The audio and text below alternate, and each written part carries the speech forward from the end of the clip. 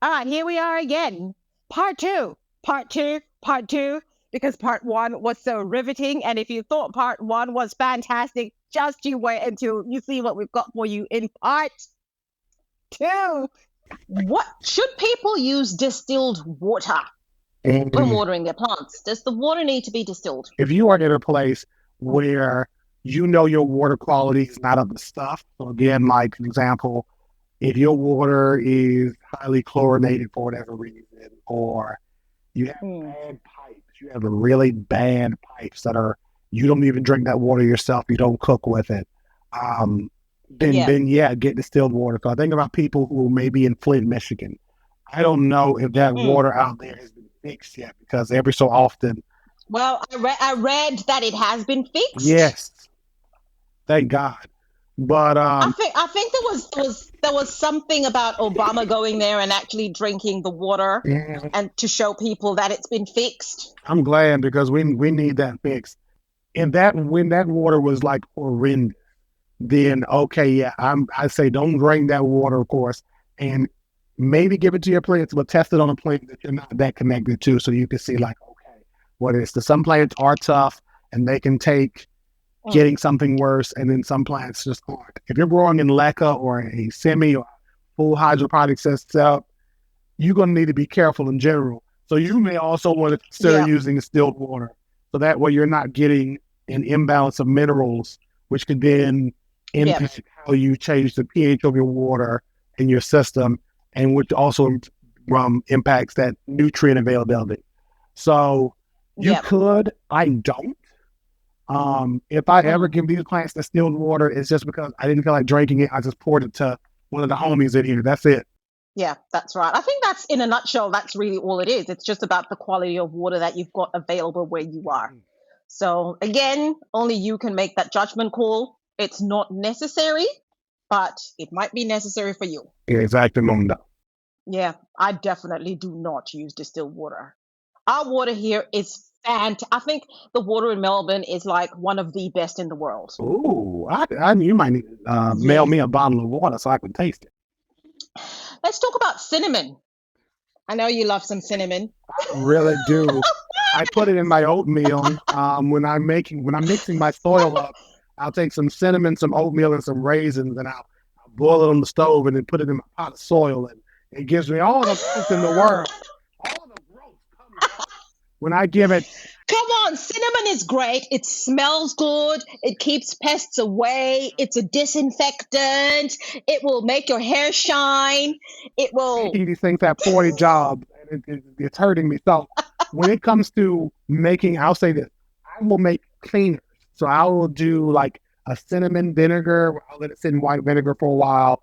I have some in the kitchen now, orange peels and stuff. And I will use it like clean spray paint off of my hands or wipe down surfaces and stuff. Because again, asthmatic here. So some other chemicals that are a little more tougher hurt my chest. Yeah, they really don't Mm, do good for me, and especially as I'm getting older, I'm getting more sensitive to more stuff. So I will use them on that schema to clean with vinegar that's already kind of a disinfectant to kind of add a little mm. boost. But as far as on my plant, I've tried before, and let me tell you, all the mold I got was just disgusting, and I was like, it is horrible because one thing they don't tell you is if you are going to use this. They'll say use the cinnamon, get rid of the fungus gnats. And the mind, even though they don't explain this, I feel like the mindset is the fungus gnats are attracted or coming out of your soil, and they're attracted to your soil because it's wet. Cinnamon is Hmm. hydro water phobic theory.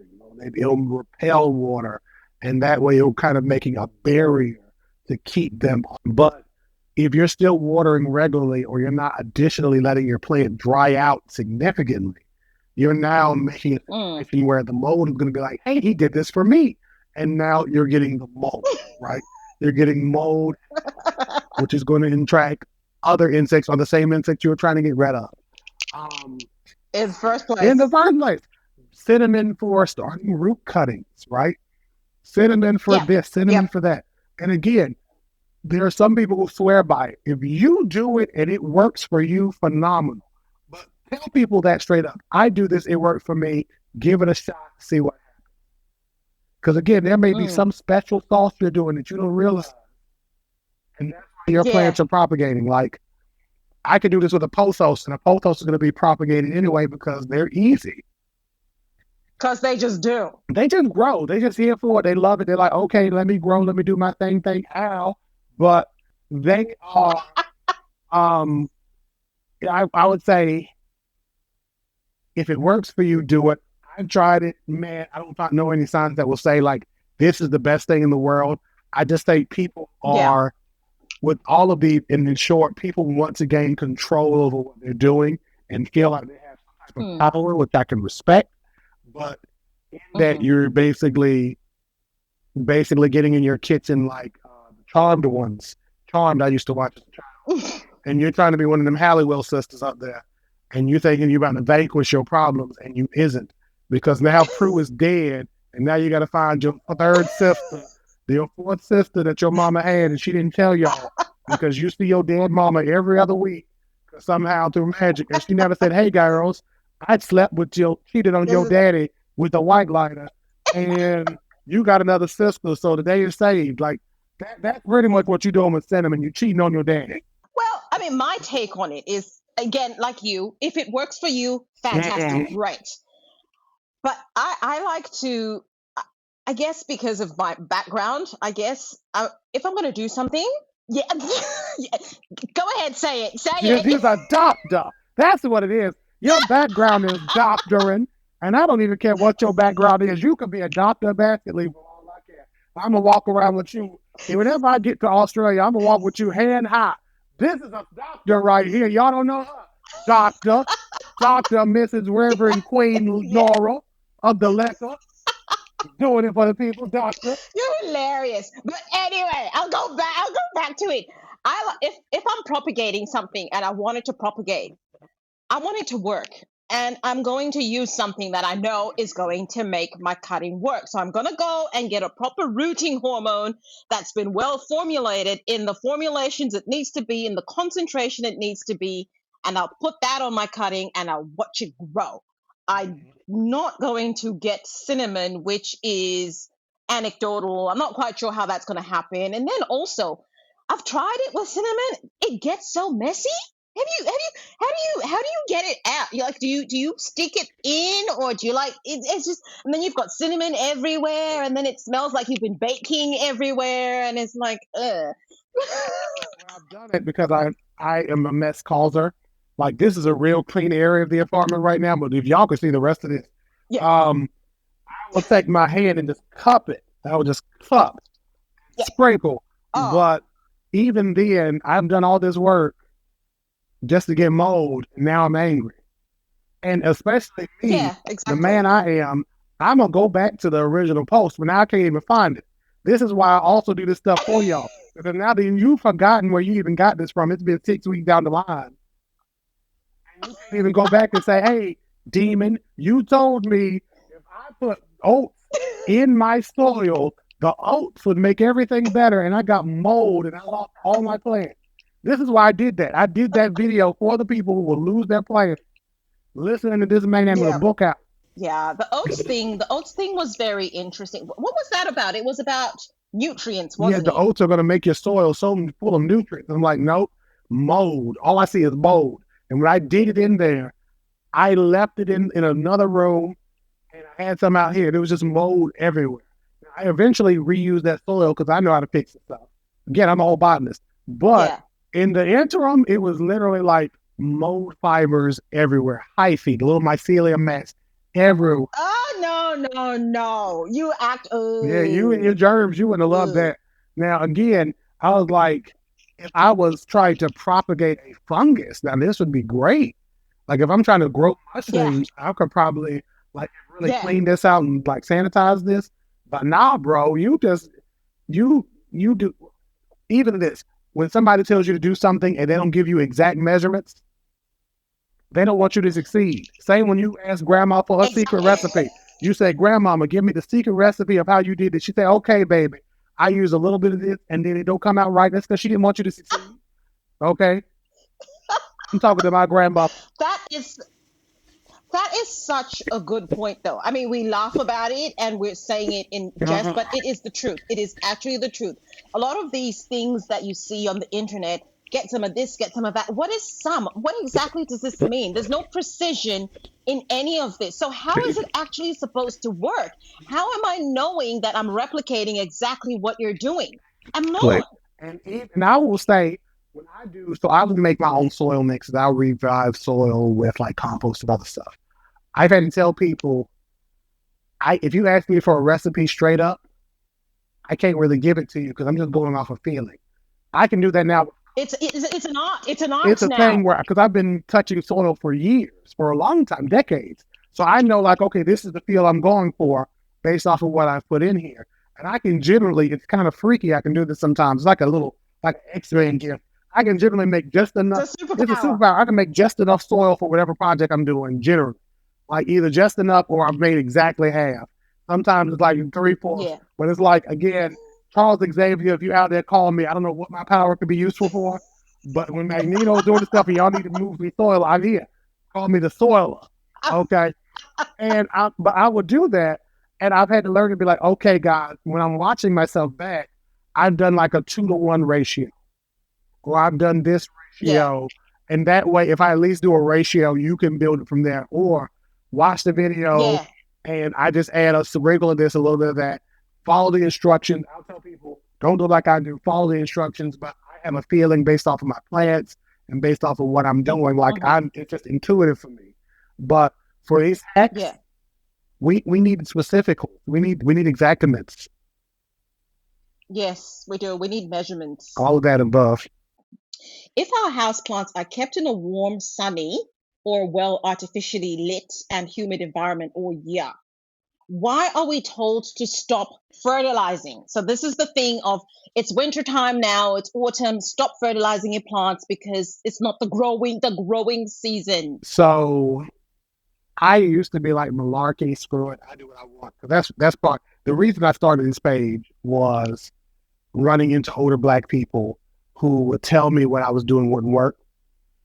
And I would be like, I'm just a crazy botanist. I don't know what I'm talking about. And somebody was like, you should really brand that. And I did. And here we are. But Yeah. I I say to a certain extent, your home is chill and all. And even with artificial light, if you have artificial light and they're getting that resource from that, and it's not really sunlight or it's sunlight in artificial light, you can get away with fertilizing some plants. Some plants do want a dormant period, right? Some plants do want to be able to have that rest and not be actively growing, but All the time. all the time. But for the most part, I've gotten away with fertilizing during the winter. Some people will make it like you're going to kill your plants if you fertilize during the winter. And I'm here to tell you that most of these babies you see behind me have had fertilizer in the last year, including over the winter. I did it. Somewhat. Fight me if you want to.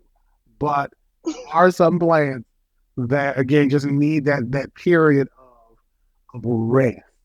And I think of this more when I'm thinking of bulbs outside, plants outside that need that dormant period.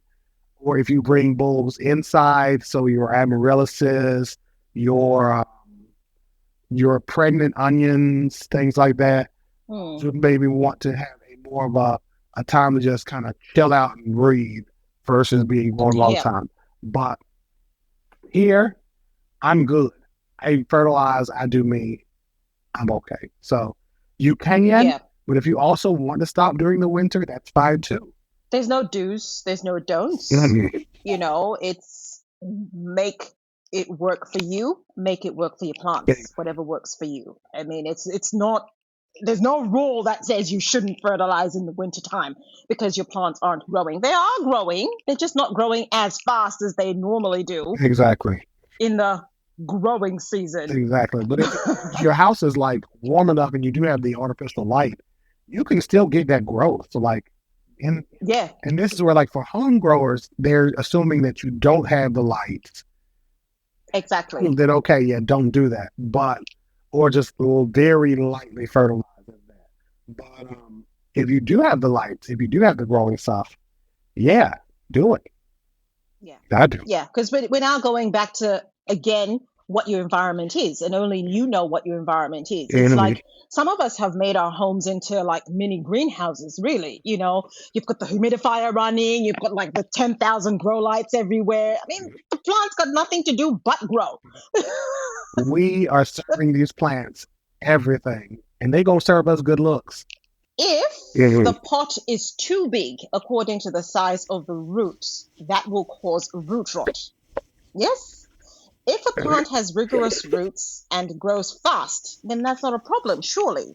So if you've got a plant that's got very, very vigorous roots, like a Monstera or whatever, you can still get away with putting it in a big pot. So, and yes and Maybe? no, and it kind of depends. It depends on several things. Again, we keep talking about environment, right? So it depends on what you're Yeah. growing in. So, like if your mix is a mix that'll hold water more or lets water out, Yeah. then okay, you got to be careful. If this is like, if I take a node, a single rooted node, okay, so like one of these little sections of this pothos here, if I just took that and put it in a 20-inch pot and waters it fully, then yeah, I may get some rot because by the time it dries out, that plant may be like I'm surrounded by too much water. So Yeah. it can happen, but typically I'll tell people because I've potted up plants into bigger plants, being like, oh, let's take it over eventually. I'll typically tell people like check your plant soil moisture level, and whether you have the moisture probes that you buy at the store or God's moisture probes Yeah. right here, you check it out and see what's up. So over here in the corner, I have I'm pointing at it, a Yeah. colocasia, alocasia, somebody casia, and like a ginger lily, something else over here in the corner. It's in a really big pot that I found at the dump here. When I water this, sometimes I'll water light, sometimes I'll water heavy because I acknowledge the Mm. roots were a big part of this plant. But the other Yeah. plants I originally had in there when I first started using this pot were very small rooted plants that needed time. I was just drowning them in water. They didn't like it, they died. Yeah. So it Yeah. depends on the plant, it depends on the situation. If I do a snake plant, in this pot, if I were to do one in that size, I would water it in when I put it in, and then I would leave it the ham sandwich alone Leave it until forever. you are dry. Once you are dry, or I see like, okay, you're growing some other little shoots. Okay, okay, we got it. But it also depends on your humidity. My space here is super dry, so we're good. I don't know what the humidity levels are like where you are, but Yeah. I know with temperatures in some areas that can go anywhere from 30 to 40 degrees Celsius. See, she didn't know I could speak Celsius. I know Celsius people. I And did it, not know that 50 degrees Celsius is very hot. it really is. And I've seen like, what do you mean? Y'all got it up. So for the people that are here in Fahrenheit, then 20 is around 75, and then 30, 33, 35 is 95. Yeah, 33 is 95, 33 is 100, something like that. I'm real good at I it. can't help you. Again, I'm real good at these numbers. 30 is 90, 35 is 95. So yeah, 100 is like real up there. But y'all can check those numbers on me if you want to. But 40 is like god awful hot. Again, if it's that hot in your space and it's dry, and I think of maybe an area like Vegas where there's not a lot of humidity in the air, then okay, you could probably get away with it more easily because humidity is going to draw, not humidity, the lack of humidity is going to draw moisture out of your soil.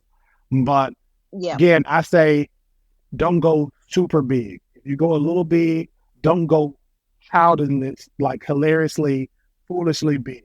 So you have a plant this small in a pot this big. That's a lot. You're asking that plant to really take up a lot of space. We ain't gonna want to do that, all right? So go up maybe an inch or two, maybe a couple of inches, and let it like grow and fill in. Yeah. Don't go too much. Don't do too much. Yeah. A lot of caveats in that.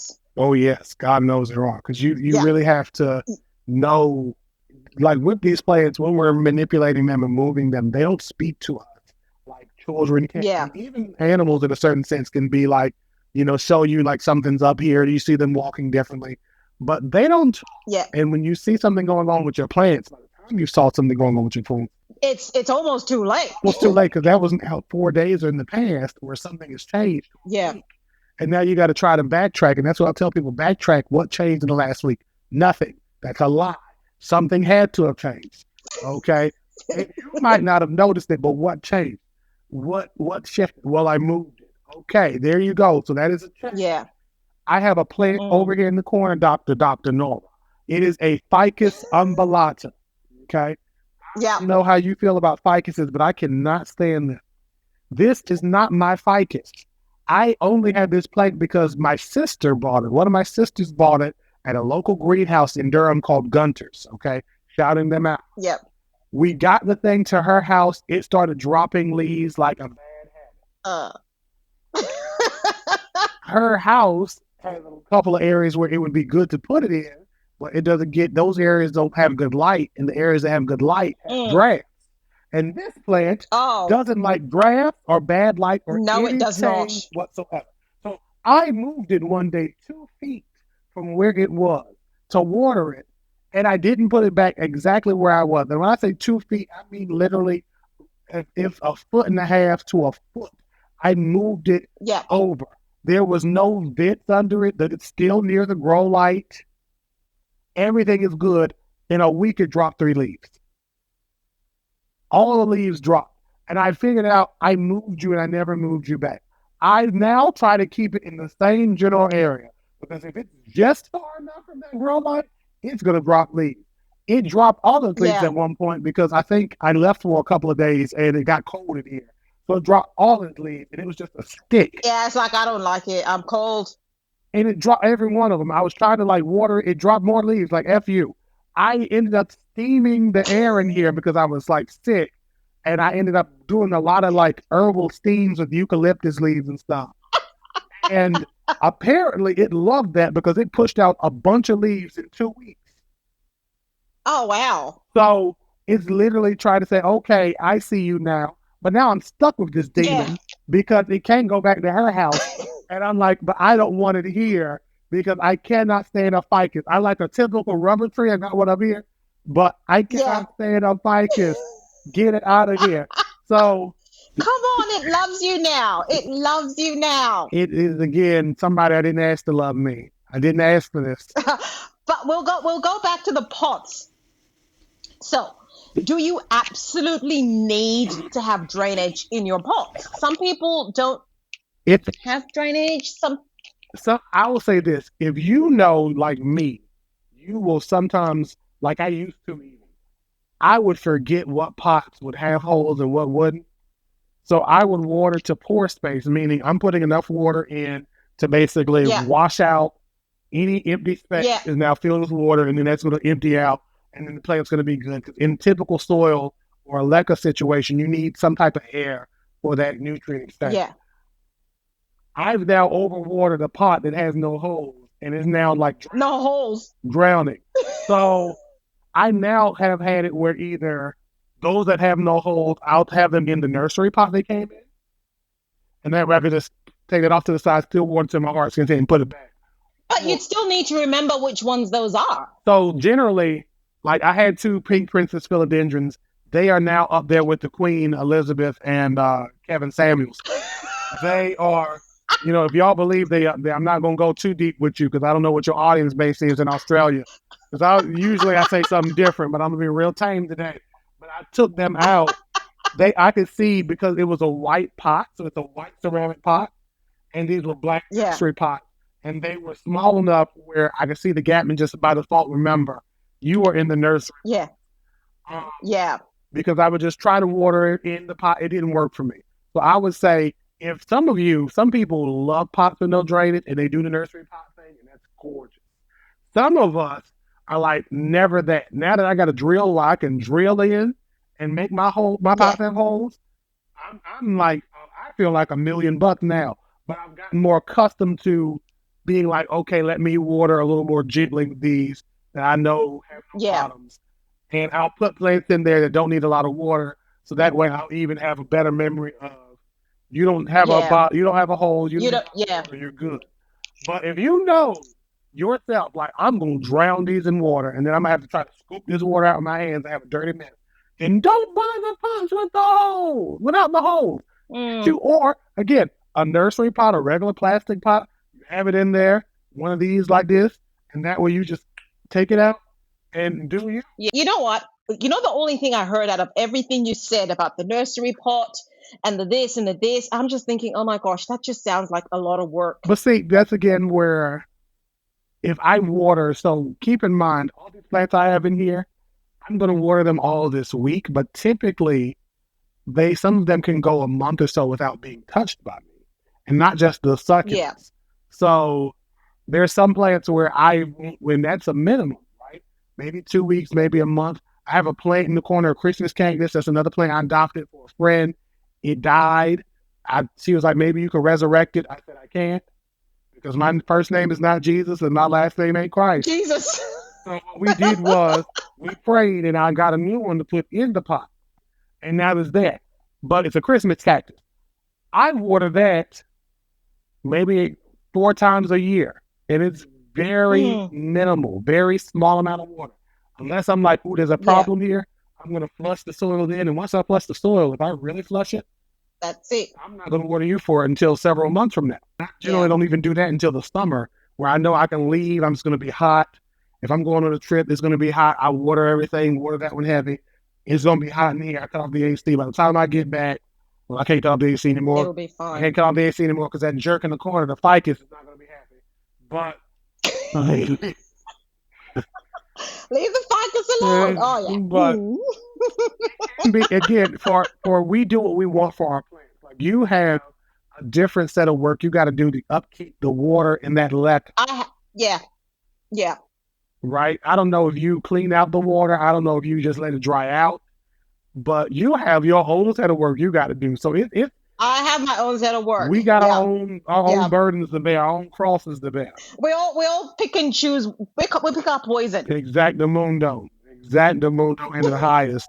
So that's what I'll tell the people. You have to know yourself. I know myself enough to know I typically do not want plants that are in a pot without a hole, because again, I want the forgiving nature of a pot with holes to be able to drain all that water out, just in case I'm having a real bad day. I never forgot. Yeah. Because again, now you got a muddy mess, and I had big enough hands where I could just put it over the pot and turn it over. Nice. But not everybody has hands these size. I'm 6'2".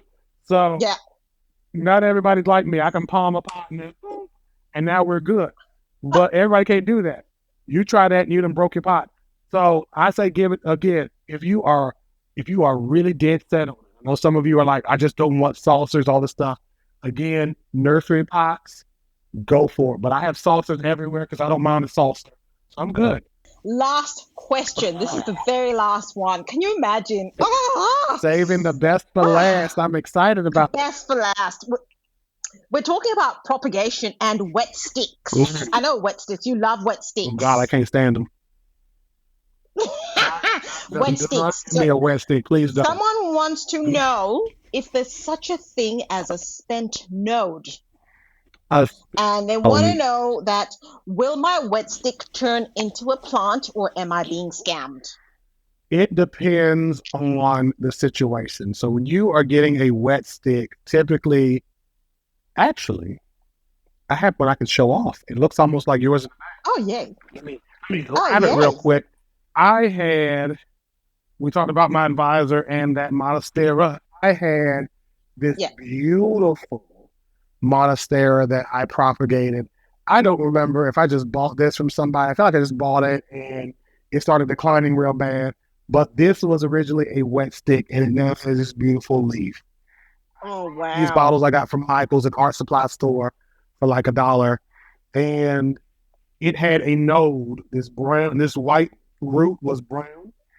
And it eventually did its own thing. There's other plants that I've had, like my philodendron erubescens over in the corner, that will just have the brown nodes, and I'll just put them in water and go from there. I do not like a wet stick because I want to see a leaf, so I can not only verify this is what I'm getting, what I asked for, but so I can make sure that I'm not going to have to sit here and wait, because I am a lot of things, but patient is not one of them. I'm It's just not one of sitting them. my stuff. I can be patient in some situations, but in others, I am severely impatient. It's horrible. So when you are getting a spent node, this is either a node, and from what I was here, this is just me going off of my own botanical understanding, a node that was used already to propagate, or they're just literally cutting plants haphazardly. And with the wet sticks, this was a big thing, especially during the pandemic, the beginning parts of it, because I know from my other plant friends who are on the social media that people were selling wet sticks that had no node, that may have had a node, or even the dirt that a wet stick was once in. So these you could get they were like, this grew a Constellation, and they were selling it for $50. When I say like in legitimate stuff, they sent me the post. I was like, this is good. And people are falling for it. So the thing with wet sticks is, if you want to give it a shot, it is like Russian roulette.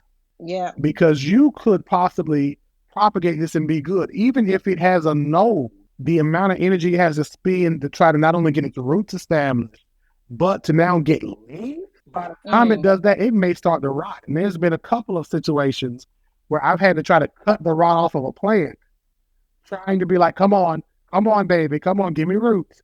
Come on. And these are pothos. These are, I can't use that name anymore. These are wandering dudes.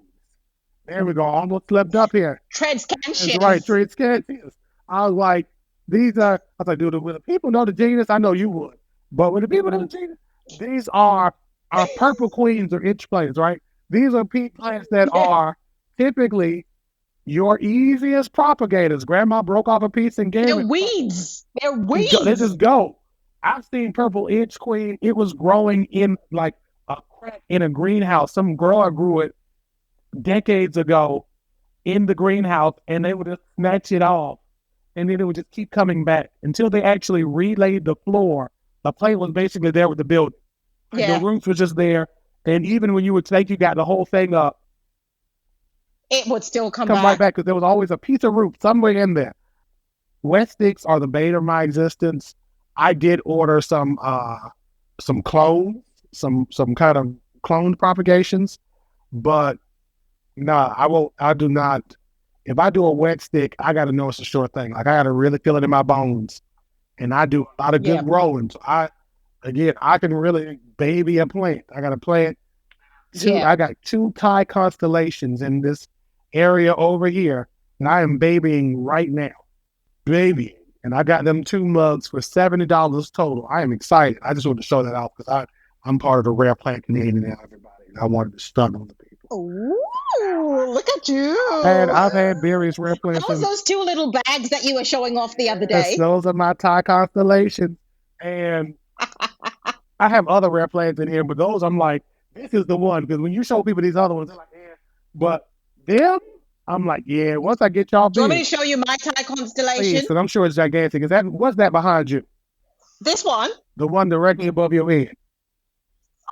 That's just a simple Epipremnum golden ivy. Of course it's that big, yellow. Have you not seen this plant before? It is. Yours looks gigantimous. It is gigantic. Can you see that? Wow, those leaves are like the size of my head. Yeah, it's probably bigger than your head, actually. Big head, it might be right on top of it. That is wild. I'll show you my Thai constellation. Please, go ahead and show off on the people, because, I just want you to show off. Hang on. This here is my Thai constellation. Oh, hang on. I can't. Oh, look at I can't wait till mine is that size, because That's a new leaf there. They are. And? They're small babies right now. Oh, that's so beautiful. Yeah. She's living in Leca. Look, I might do Leca. We're going to see. I got a bag over there I got from some people, but just at this point, I was like, should I leave them in Leca and get them established and then transfer them over? And I was like, well, you know what? Let's just do, I might buy some more. I was like, let's just start off and I'll put them in soil And then once I get Yeah. them super established, I'll propagate. But again, for 35, I think that right now he's even doing like 3 for 35. So I'm like, I might be Oh like, wow. hey, dude, I'm an influencer. Give me something for free. And, I, I and love I'm it. going to help you sell these because the people need it. You're Yes. making this affordable Yeah. and you're doing better than these other people. But yeah, wet sticks, it's a no for me, dog. Like Randy Jackson would say, oh, Yeah, wet sticks are. I've got two wet sticks right now actually, and doing exactly what you described. Like, come on, all right, this yeah. is rotting. All right, get rid. And then I was like, And it's slowly getting smaller and smaller and smaller. and I'm then like, this is not gonna and then you work. got this little piece, and it's like, okay. And at a certain point, I'm like, okay, maybe I'll cut, and then I'll let it scab over a little bit. And it's like, at a certain point, I just got to be like, this is the thing. I've tried so many things. I've cut, I've used peroxide. I'm like, let me set you in this peroxide. Maybe there's like a disease on the end of you. Like maybe do anything. But it's just sometimes if the plant don't want to go, it don't want to go. Exactly, exactly. I think it's some of these things. It's not worth the amount of energy Yeah. that we put into it. So I'm quite happy to just chuck. In fact, I actually didn't buy these wet sticks; they were gifts. So I would never even buy a wet stick. Yeah. Never. And- Like you, I like to be sure of what I'm yeah. buying, and I just it can be small, but at least I know there's actually a viable plant there. Exactly. Like, nah, I can't do it. Like, and again, if I am doing a wet stick, it's typically off a plant that I'm like I have a couple of philodendrons in here that are rare, and I did a wet stick off of one of them, kind of, and it's beautiful now. I have no clue what type of philodendron this is. It's over here in the corner. It's beautiful. We got a nice little vine. So how do you know it's rare if you don't know what it Oh, is? that's a good question. Derek vaguely remembers. Derek vaguely remembers being like, "You're one of these rare ones I got. Let me go ahead and propagate you because I was going to sell them and make some side money. That was going to be my hustle." But whenever I propagate a plant, I immediately make a connection. It's like an imprint, Right, and then you and then can't I'm get rid of like, it. now I got 70 of these things. Why did I do this? This is why I started. You'll be the first to know. It's going to be announced here. Derek's going to be doing a plant class, and we're going to be doing more. You're going to be hearing more about that in the future. But stay tuned and keep watch.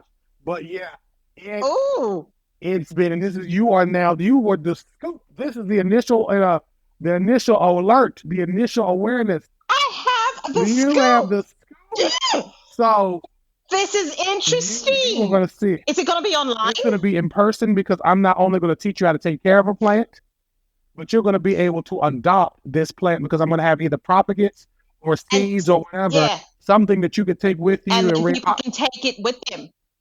and then you'll get this adoption and you'll Nice. get an adoption certificate and all the Just like Build a Bear. Do you guys have Build a Bear in we America? do, but I was aiming more for because again I'm an old soul, cabbage patches.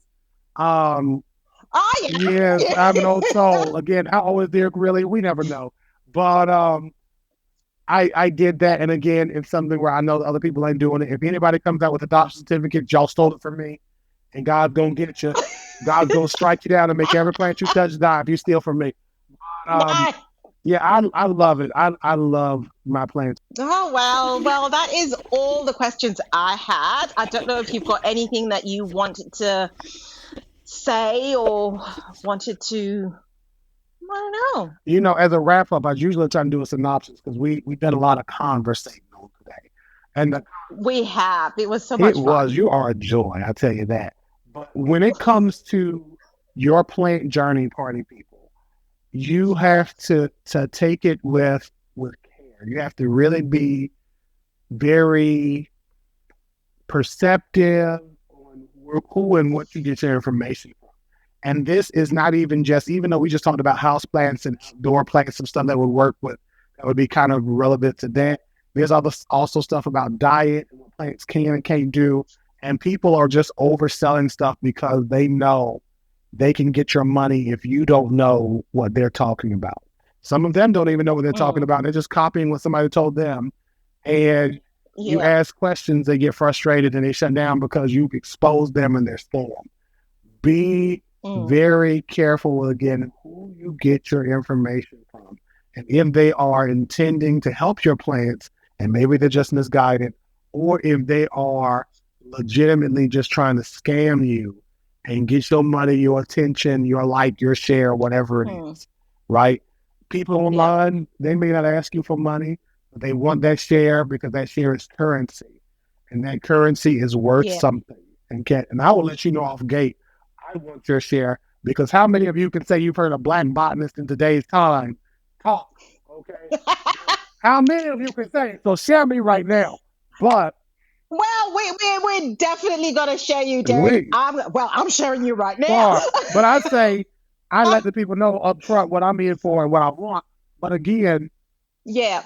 judge the people, test the people, look up stuff to try to verify, like, is this legitimate?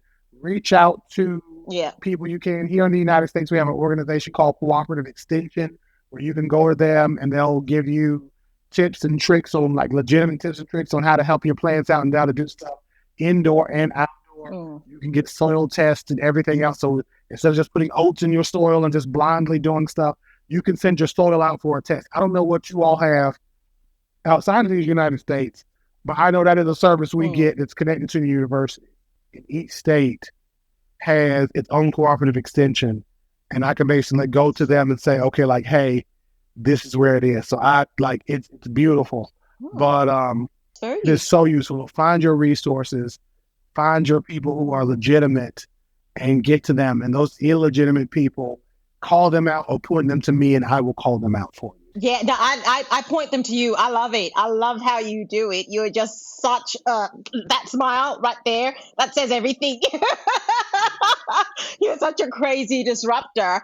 But I love it because people need to basically just like where's the right information. And I think the thing that's very telling for me, when you're just, it's very crazy out there on the internet. There's all sorts of crazy people, and sometimes we do get scammed because it's their job to scam us, so they really look into all different ways of coming up with stuff.